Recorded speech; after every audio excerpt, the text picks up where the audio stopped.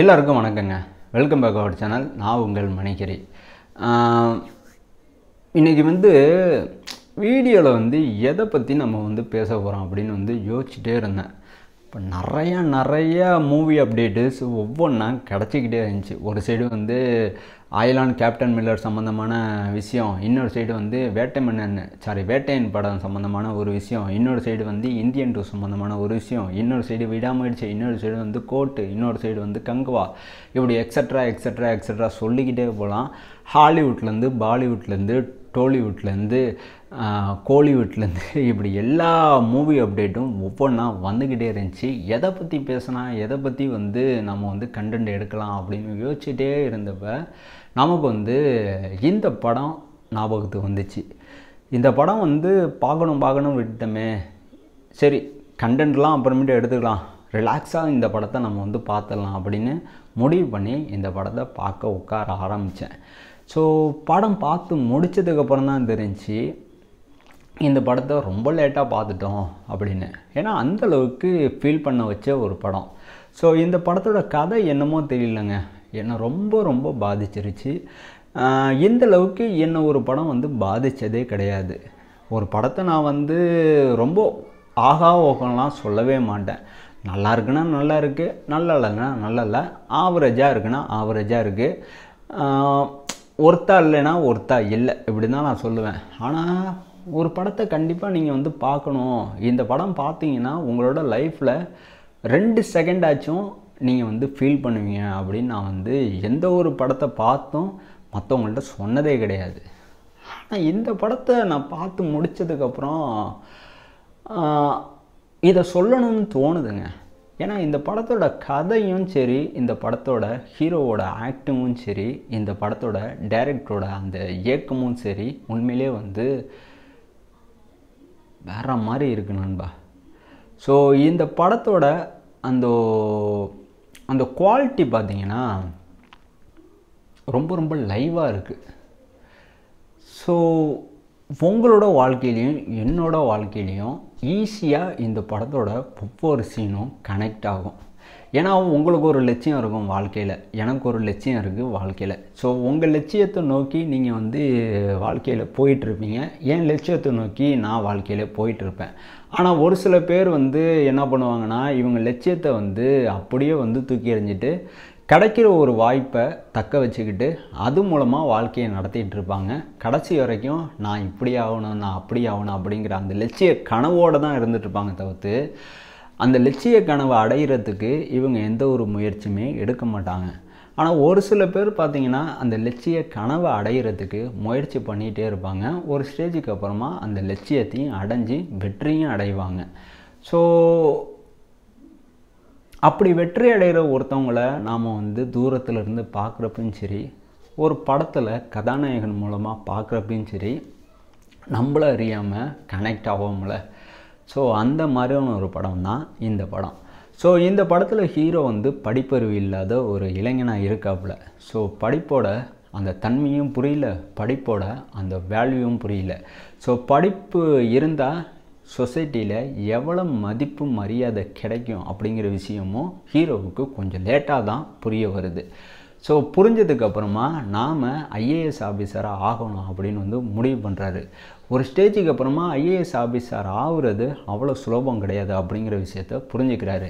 ஒரு சைடு தான் hero 12th ஃபெயிலாக வேறு இருக்கார். ஸோ 12th எப்படியாச்சும் பாஸ் பண்ணால் தான் இந்த ஐஏஎஸ் ஆஃபீஸருங்கிற அந்த லட்சியத்தை அடைய முடியும் அப்படிங்கிற விஷயத்தையும் புரிஞ்சுக்கிறாரு. ஸோ அட்டம் மேலே அட்டம் போட்டு எப்படியோ 12th பாஸ் ஆகி ஐஏஎஸ் ஆஃபீஸர் ஆகுறதுக்கு என்னென்ன எக்ஸாம் எழுதணுமோ எல்லா எக்ஸாமையும் படிப்படியாக எழுதி ஐஏஎஸ் ஆஃபீஸர் ஆகுறதுக்கு முயற்சி பண்ணிகிட்ருக்காரு. ஸோ ஒவ்வொரு முயற்சியிலையும் இவருக்கு தடங்கள் வந்துக்கிட்டே இருக்குது.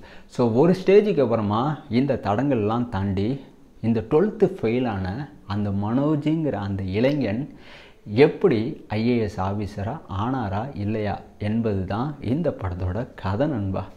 ஸோ இந்த படத்தோட கதையை நீங்கள் ஸ்டார்டிங்லேருந்து எண்டு வரைக்கும் உன்னிப்பாக கவனிச்சிங்கன்னா உங்களை அறியாமல் உங்களை இந்த படத்தில் மனோஜுங்கிற அந்த கேரக்டர் மூலமாக பார்ப்பீங்க. அந்தளவுக்கு உங்களை நீங்கள் பிரதிபலிக்கிற மாதிரி இருக்கும் இந்த படத்தோட கதாநாயகன் கேரக்டர். ஸோ என்னமா நடிச்சிருக்கான் அந்த மனுஷன். பார்க்க ரொம்ப ரொம்ப 22-24 வயசுள்ள ஒரு பையன் மாதிரி தான் இருக்காப்புல. ஆனால் ஆக்டிங்கில் பிரித்து மேய்ஞ்சிட்டார். ஸோ இந்த படத்தை பார்க்கணுன்னு முதலாக தமிழ்நாட்டில் சொன்ன ஒரே ஆள் உலகநாயகன் கமலஹாசன் அவர்கள் தான். எந்த இடத்துல சொன்னார்னு எனக்கு தெரியல. ஆனால் உலகநாயகன் கமலஹாசன் அவர்கள் இந்த படத்தை நீங்கள் எல்லோரும் பாருங்கள், ஸோ தலை சிறந்த ஒரு படமாக இந்த படம் இருக்குது அப்படின்னு வந்து சொல்லியிருந்தார். ஸோ அப்போ எனக்கு வந்து பெருசாக ஐடியாவே இல்லாமல் தான் இருந்துச்சு. நிறையா பேர் ட்விட்டர்லேயும் யூடியூப்லேயும் அப்புறம் வந்து ஃபேஸ்புக்கு அப்புறம் வந்து இன்ஸ்டாகிராம் ஒட்டுமொத்த சோஷியல் மீடியாலையும் இந்த படத்தை பற்றி ஆகா ஓகோன்னு சொல்லியிருந்தாங்க. ஸோ இவனுங்க ஆகா ஓகோன்னு சொன்னாலே நமக்கு வந்து கொஞ்சம் ஜர்காகும்ல. இவனுங்க இப்படிலாம் பேசுகிற ஆளே கிடையாது. ஏன் இவ்வளோ பேர் வந்து ஒட்டுமொத்தமாக ஒரே படத்துக்கு வந்து இப்படி வந்து பாசிட்டிவாக சொல்லிகிட்டு இருக்கானுங்க அப்படிங்கிற ஒரு கேள்வி தானே வரும். அதே மாதிரி தான் எனக்கும் இந்த கேள்வி இருந்துச்சு. அதனால தான் இந்த படத்தை வந்து இவனுக்கு சொன்னப்போ நான் பார்க்காம ரொம்ப லேட்டாக பார்த்தேன். ஆனால் இவனுங்க வந்து சொல்கிறது ஏதோ ஒரு இடத்துல ஏதோ ஒரு படத்துக்கு சரியாக தாங்க இருக்குது. ஸோ கமல் சார் சொன்னதும் சரிதான், சோசியல் மீடியாவில் நண்பர்கள் சொன்னதும் சரிதான்.